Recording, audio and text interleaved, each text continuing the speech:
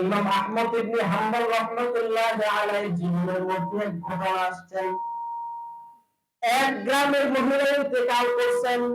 ইন্তেকাল করার পরে পাশের গ্রাম থেকে কয়েকজন মহিলাকে লাশটা ধুয়ে দেওয়ার জন্য, গোসল করার জন্য নিয়ে আসা হলো। ওই মহিলার সমস্ত কাপড় খুলে ফেলা হলো পর্দার ভিতরে। এরপরে হঠাৎ করে একজন মহিলা বলে উঠলেন, একটা মন্তব্য করে উঠলেন। মন্তব্য করার সাথে সাথে তার ডান হাতটা ওই মহিলা গানের ভিতরে লাগে গেলেন, আঘাত লাগছে। ওই মহিলার হাতটা ছুটতেছে না কেন? তার খারাপ মন্তব্য করার কারণে। একদিন প্রায় অর্ধেক দিন হয়ে গেছে, মহিলারও খারাপ বিনা দরকার, পায়খানা দরকার, কিন্তু লাশ দেওয়া হচ্ছে না, ওই মহিলার হাতও ছুটতেছে না। মসজিদের ইমাম সাহেবকে বলা হলো, বলতেছেন মৃত মহিলার লাশ তুমি খুলে ফেলো, কাটে নাও, তাহলে হয়ে যাবে। দোয়া দিয়ে দিলেন। তার স্বামী বলতেছে, না আমার স্ত্রী ভালো ছিলেন, আমি এমনটা করতে দিব না, দরকার হলে জীবিত মহিলার হাত কেটেছিল, কেন সে মন্তব্যটা করলো? এমন অবস্থায় তার জীবিত মহিলার স্বামী বলতেছে, না না আমার মহিলা ভালো, আমার স্ত্রী ভালো, পর্দাশীল, আমার স্ত্রী নেককার, আমি আমার স্ত্রীর কেন হাত কেটে দিতে বলবো?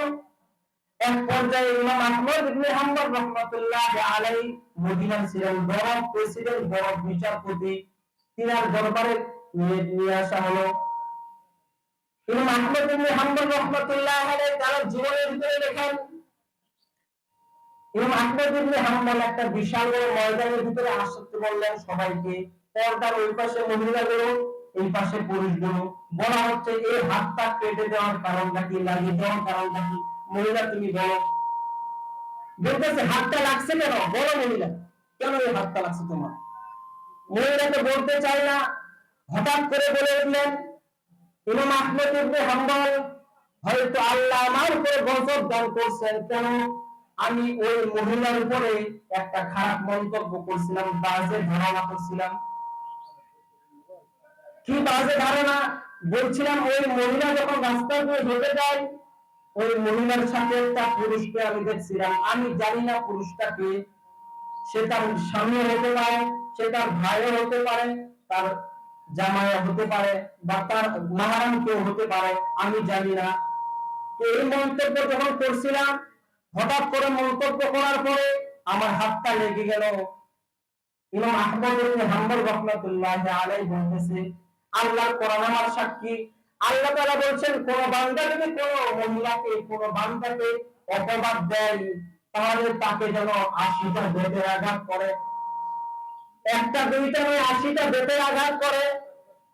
ইমাম আহমদ ইবনে হাম্বল জল্লাদকে বললেন, তুমি তোমার কাজ চালাও, একটা নয় দুইটা নয়, 79টা বেতের আঘাত করে দেওয়া হলো। তারপর মহিলার হাত ছুটতেছে না কেন? সে মন্তব্যটা করলো, কেন তার বিরুদ্ধে খারাপ কাজ করলো?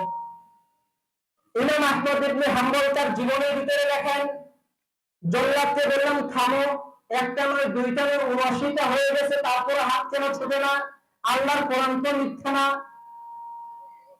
এক পর্যায়ে ইমাম আহমদ ইবনে হাম্বল সমস্ত উলামায়ে কেরামের পরামর্শ করলেন যে কি করা যায়, আর একটা মাত্র বাকি আছে, এইটা বেতের আঘাত করলে হয়তো ছুটবে, নতুবা ওই মহিলার সহ দাফন করতে হবে, জীবিত মহিলাকে দাফন করতে হবে।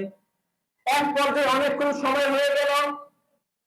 ইমাম আহমদ ইবনে হাম্বল রাহমাতুল্লাহ আলাইহি লেখেন, আমি যখন জল্লাদকে আদেশ করলাম যে আরেকটা বেতের আঘাত দিয়ে দেখো, হয় ছুটবে নতুবা মরবে, কি আল্লাহ রহমত, যেমনি করে আল্লাহর কোরআনের আইন বাস্তবায়ন করলেন, 80টা বেতের আঘাত করলেন, হাতটা খুলে গেল।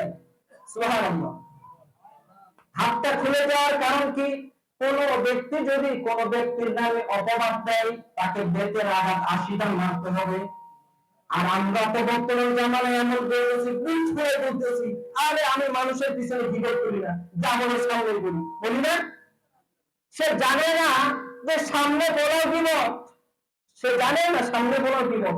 মানুষের পিছনে যে বলে সেটা তো গীবতই, সামনে বলে সেটা গীবত। সাহাবারা বললেন, ইয়া রাসূলুল্লাহ গীবত কি? বলতেছে, তুমি তোমার ভাইয়ের দোষত্রুটি আলোচনা করাই গীবত। বলতেছে তার ভিতরে যদি দোষটা থাকে, সেটাই তো গীবত। যদি তার ভিতরে দোষটা না থাকে, তাহলে তুমি তাকে তো অপবাদ দিলা, তাকে জেলার থেকে নিকৃষ্ট কাজ তুমি করলা। আমাদের একটা মনে রাখা উচিত, আল্লাহ বলেন ওয়াইলুন লিকুল্লি হুমাযাতিন লুমাযা, দুর্ভোগ তাদের জন্য যারা মানুষের সামনে এবং পিছনে গীবত করে বেড়ায়, পরনিন্দা করে, তারা জাহান্নামে, তাদের জন্য দুর্ভোগ। তাহলে কি করতে হবে?